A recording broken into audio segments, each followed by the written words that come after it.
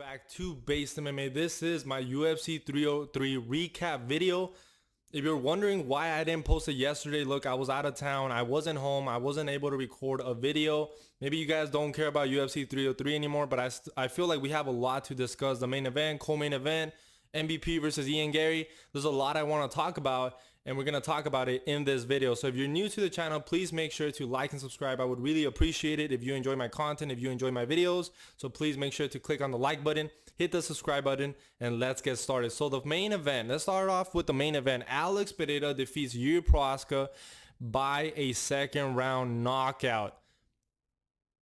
Alex Pereira is something fucking special. This guy is special, really special, which is why I could not pick against him in this fight. Look, I wanted to pick Yuri Prochazka. I thought, look, short notice. Yuri has been training. Pereira was in Australia marketing, celebrating UFC 300. Yuri is very hungry. He was doing good in that first fight. There was a lot of reasons to pick Yuri Prochazka to win this rematch. But ultimately, I felt that Alex Pereira just has way too much power, and that Yuri has a style that is very open to be countered by someone like Alex Pereira. And if you're getting countered by someone like Alex Pereira, you're going fucking down, because this guy has insane power at 205, which is something that I did not believe before. Look, in his fight against Jan Blachowicz, after that fight, I thought, you know what? Maybe Pereira doesn't have that crazy power at 205. Maybe his power is only at 185. But no, as he goes from fight to fight, he's acclimated more to the light heavyweight division, and his power has become a lot greater. And after that first round knockout over Jamal Hill, which was very, very impressive, like nobody does that to Jamal Hill, I was like, man, I cannot pick against Alex Pereira, which is why I picked him to beat Yuri Prochazka, as much as I wanted to pick Yuri to win this fight, because I thought it could have been cool, right? Pereira won the first fight, Yuri wins the rematch, you can make a trilogy. It could have been cool, right? But Pereira showed that he's on another level. Like, Yuri doesn't have the style to beat someone like Pereira. And in this fight, he had less success than he did in that first fight, because Pereira was landing the low kicks again, was landing the jab to the body. He wasn't moving up against the fence, which is where Yuri had success in that first fight. So Pereira made a lot of good adjustments. At the end of the first round, he almost knocked out Yuri with the left hook. Yuri wasn't able to take him down in this fight. I mean, this first round, he wasn't able to take him down. He had him up against the clinch. And even in the clinch, you could tell that Pereira was a lot stronger and was actually landing the better shots in the clinch, which was very impressive. After I saw that in that first round where Yuri couldn't take him down up against the clinch, I was like, you know what? Pereira's going to win this fight easy. And it was easy, because at the end of the first round, like I said, he almost knocked him out. If you put 20 more seconds, Pereira probably would have knocked him out in the first round. The second round begins, and as soon as it begins, he lands that head kick that drops Yuri Prochazka badly, and then finishes him off with ground and pound shots. And what a clean performance by Alex Pereira on 2-3 weeks notice, where I thought, look, if Yuri's going to win this fight, it's going to be now on 2 weeks notice. Pereira not being prepared, dealing with a toe injury or a broken toe, whatever it is. And still Alex Pereira made it look fucking easy. This guy is something special. Hot take. If Pereira wins his next 2 fights, he's the GOAT. He's the fucking GOAT. Call me a casual. I don't care. You know what? I don't even give a fuck what you guys think. I don't care what the popular narrative is. I don't give a fuck. If Pereira beats Magomed Ankalaev, which I think he has a very good chance of beating Ankalaev, and I'm probably going to pick him to beat Ankalaev, and then he moves up and fights somebody like Tom Aspinall and wins, which is obviously a big ask, right? Magomed Ankalaev is a very good fighter. So is Tom Aspinall. But if he beats those 2 guys, Pereira is the greatest fighter that we've ever seen in the UFC. Actually, I don't know if he's maybe the greatest fighter, maybe not in the UFC. Actually, top three. But maybe I'm going to say that he's the greatest fighter. I mean, it also depends what kind of performances he has.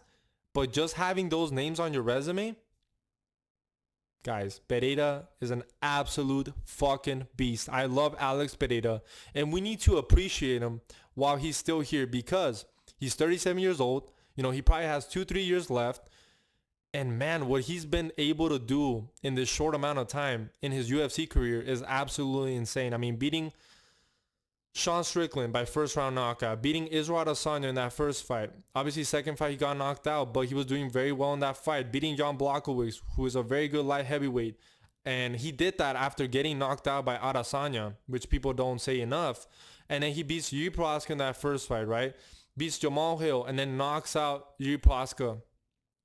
Like, dude, his resume is on another level. And like I said, if he gets a couple more wins, he's in the gold conversation. And honestly, if he beats Magomed Ankalaev, I mean, I don't see who he could fight at 205. Like, a rematch with Jamal Hill doesn't really interest me. I don't think it interests anybody else except Jamal Hill. He'd probably get knocked out again. We're probably never going to see him fight Yuri because, I mean, Yuri is not going to fight for the title unless Alex Pereira is not the champion. I think he could beat Magomed Ankalaev, guys, because, look, I think you're a casual. Man, I feel like such an incel.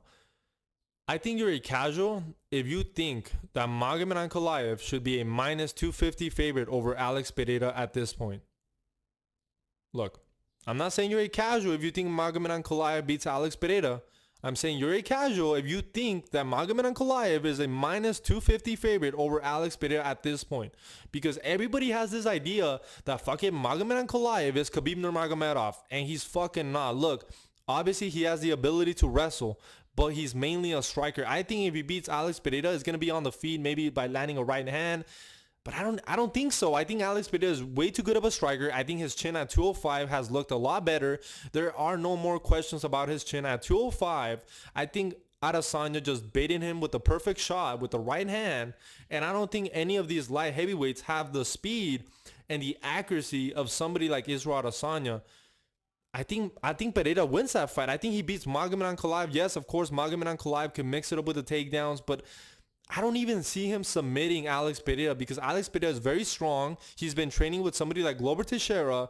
We saw Magomed Ankalaev's legs get chewed up by somebody like Jan Blachowicz. Can you imagine what's going to happen when Pereira lands those low kicks on Ankalaev? No, man. You can't say that Magomed Ankalaev is a minus 250 favorite at this point over Alex Pereira. So if they were to fight, I'm probably going to pick Alex Pereira to win that fight probably by a knockout. I just think he's way too good on the feet. He's so strong at 205. He has insane power that Magomed Ankalaev has not seen. And I think that if Ankalaev wins, it's going to be on the feet. And I just don't see that happening. So I'll probably side with Pereira to win that fight. Like I said, the fact that he's a minus 250 favorite over Pereira, I mean, free money on Pereira. I mean, I'm probably going to bet some money on Alex Pereira to win that fight. Like I said, Magomed Ankalaev is a very good fighter, but people have this misconception that he's like a Khabib Nurmagomedov when he's really not. Like, he's a good wrestler, but he's not like submitting guys left and right. So don't underestimate Alex Pereira. I think at this point to pick against Alex Pereira would be moronic.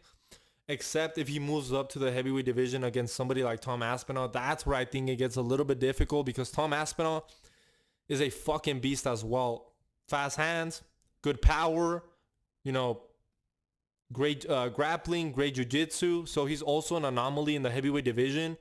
But man, I could see Alex Pereira knocking out Tom Aspinall. Like we all see it now. Like we think, man, this guy's getting better. I think if he bulks up to the heavyweight division, it's very possible. It's very fucking possible. So even though probably right now I would pick Tom Aspinall to beat Pereira, I mean, we have to see how Aspinall does against Curtis Blades. We have to see how he does because, you know, you never know, right? Blades could go out there and win that fight. And I think Pereira versus Blades could get interesting. The reason why I don't bring up John Jones is because I think John Jones is going to retire after he fights Stipe Miocic. I don't think he wants to fight somebody like Alex Pereira.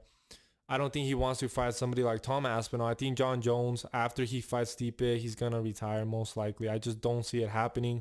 I think the better Alex Pereira does, the less, I guess, it decreases the chances of John Jones staying in the UFC because why would you want to fight someone like Alex Pereira? Why would you want to fight somebody like Tom Aspinall? When John Jones is a very smart guy. He knows he's not in his prime. He knows he's in the later half of his career. He knows he doesn't have a lot of fights left. He's already dealing with an injury. You know, I was going to say his fight is falling apart. His body's falling apart. I just don't see John Jones staying. So, I mean, incredible career for Alex Pereira. I mean, I feel bad for Yuri. Like I said, he's one of my favorite fighters, but I just don't think he has the style to beat someone like Alex Pereira. And I mean, he probably needs to take some time off, right? He took a lot of damage in that fight against Alexander Rakic. He took a lot of damage in this fight. He probably needs some time off. I would say don't come back until December, the earliest, maybe early January, because he took a lot of damage in this fight. So let's move on to the co-main event. We had, why? This does not want to open up. We had Dan Ige versus Diego Lopez. Dan Ige steps in on short notice to fight Diego Lopez. Diego Lopez was supposed to fight Brian Ortega. We all know what happened. And both of these guys are bad motherfuckers. Dan Ige stepping in on short notice, a couple hours notice to fight somebody like Diego Lopez. Diego Lopez dealing with all the, the short notice with Brian Ortega, then dealing with the whole weigh-ins when Brian Ortega couldn't make 145. Then the fight gets moved to 155. Then Brian Ortega pulls out of the fight. Like, Diego Lopez had to deal with a lot of shit this week. And the fact that he was still able to fight somebody like Dan Ige, who didn't have to cut as much weight and still win a pretty impressive decision. I know he was getting beat in that third round. Props to Diego Lopez. I thought he did very well. I know a lot of people are going to say, oh, he did bad in that third round. He was getting destroyed by Dan Ige. If this fight was on full camp, Dan Ige would have won. I don't fucking think so, because Diego Lopez also had to deal with a lot. And on the feet, Diego Lopez was landing good knees, good left hooks. You could tell he had the advantage in the striking. In that third round, it got a little bit more competitive when Dan Ige let go of his hands. His boxing is a lot better than Diego Lopez.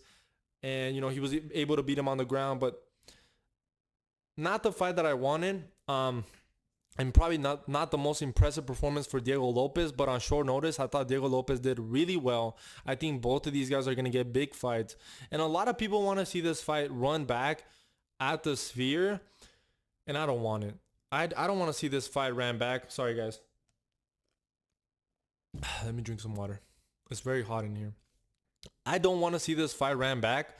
I think Diego Lopez should get a big fight. I want to see the fight against Brian Ortega, maybe a Volkanovski. He did call out Volkanovski.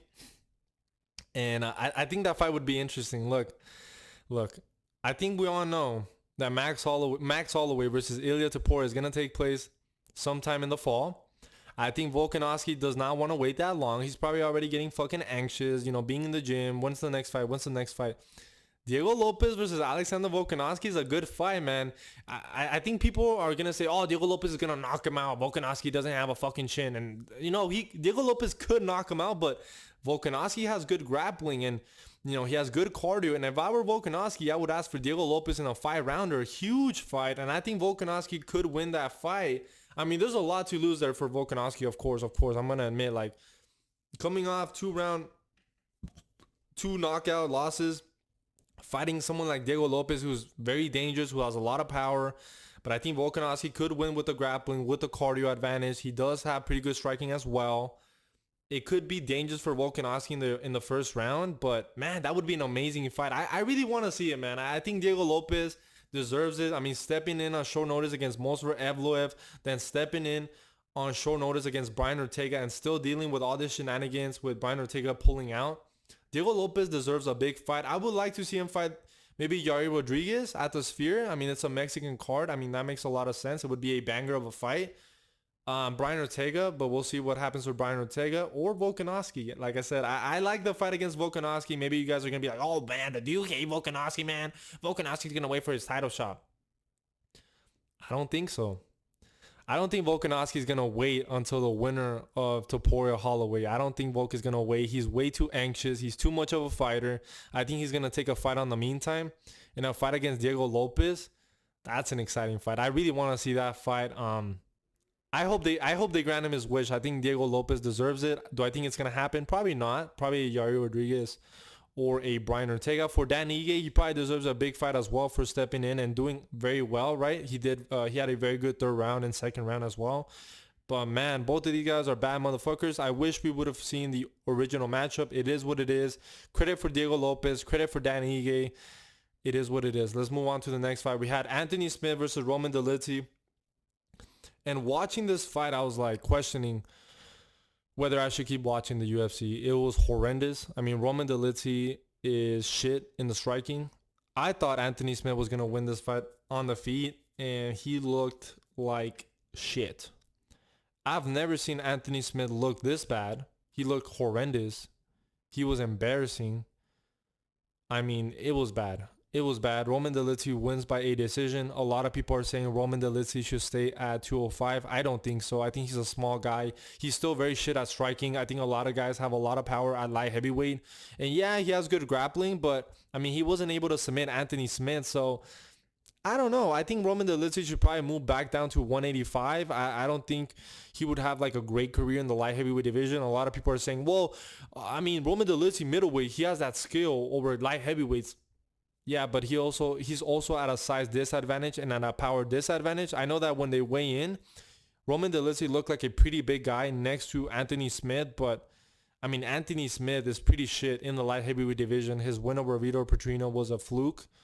Anthony Smith just sucks, man. I mean, I like the guy, but it was a terrible performance, and this fight was horrendous. Now, moving on, we had Mario Bueno Silva versus Macy Chiasson. This was actually a pretty good fight. Mario Bueno Silva was actually doing pretty good on the feet, and Macy Chiasson landed a nasty elbow on the ground, cutting Mario Bueno Silva, and the fight had to be stopped.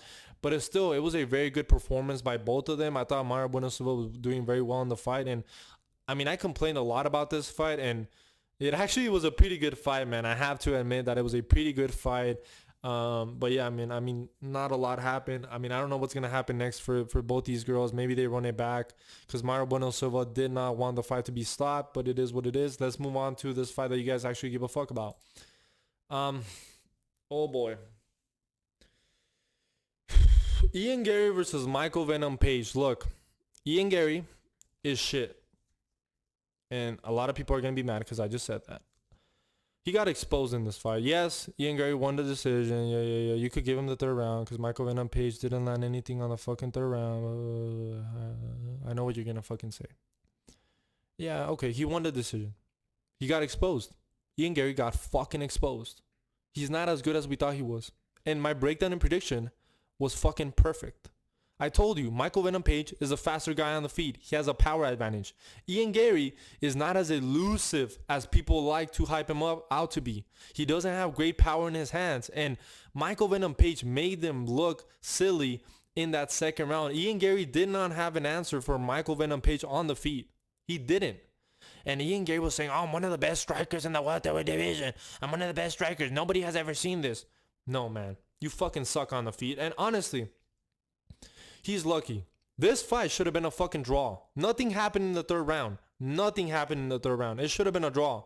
If we're being honest, like, not a lot of fights should be a draw, but this is one of those fights that felt like a draw watching it. Ian Gary dominated the first round with the grappling, almost submitted Michael Venom Paage with a rear naked choke. I don't know how he did not get that finish. Michael Venom Paage outstrikes him in that second round and makes him look fucking silly. In the third round, Michael Venom Paage had a little bit of control time. Ian Gary had control time at the end of the round. I thought it was a draw. In my opinion, I thought the fight was a draw. I mean, you could give it to Ian Gary, I guess, but I mean, dude, he got fucking exposed. Like, people that picked Ian Gary, oh, he's gonna outstrike Michael Venom Paage, he's gonna make him look slow. You were fucking wrong. The people that picked Michael Venom Paage to win this fight were absolutely right. Michael Venom Paage showed him levels on the feet. I don't think Ian Gary is as good as we hype him out to be. Like I said, he had a very competitive fight against Jeff Neal. Against Neil Magny, he could not knock out a Neil Magny on short notice. I think this guy's a fraud. I think this guy's an absolute fraud. I don't think he's a top 5 welterweight. I think Kamaru Usman beats him. I think Shavkat Rakhmonov beats him. I think JDM beats him. I think Leon Edwards beats him. I think Bilal Muhammad beats him. I think this guy's a fucking fraud. Call me a fucking hater. I think Michael Venom Paage is going to bounce back from this. This is not a terrible loss. You still outstruck Ian Gary.